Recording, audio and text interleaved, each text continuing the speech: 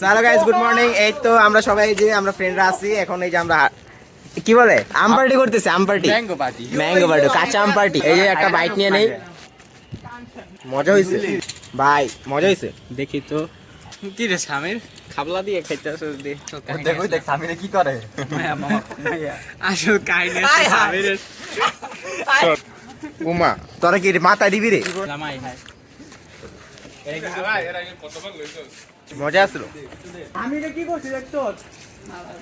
এই জয় সব নিয়ে নিছে, সব নিয়ে নিছে, সব নিয়ে নিছে।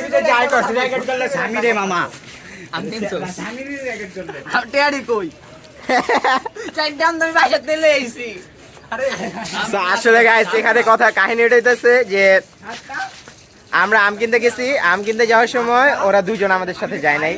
তো ওইদিকে আমরা আম কিনতে না যাই, আমরা চটপটি খেয়ে এসে পড়ছি। আমরা চটপটি খেয়ে পড়ছি না নীল ভাই?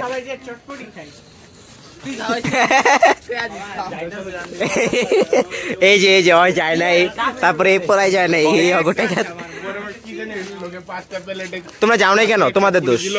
ঠান্ডা দিল এত বড় বাটপারে বেঈমানি। হায় হায় হায়, আল্লাহ শোক করব না। মায়া দয়া করে চোট পড়ে দিতে আমরা মায়া দয়া করে টাকা দিয়ে দিচ্ছি। ইয়ারি তো আমার রমেটে করে কে টাকা দিছো? র খাইছি। টাকা দিছো? টাকা কিসের টাকা? এই ওই টাকা দেয় নাই। এই রিয়াদ কোথায়? অর্গানাইজার সামিরে ওই জিহাদ আমি আর সামির আম কিন নাই আইতাছিলাম, কুত্তায় আম দেখে আমগো পিছে বসে ওরে ডরে ওই কুত্তাটাই তো আবার বাবা নিয়ে গালি যায়। এ তোর বাসা বাপ ভাই নাই।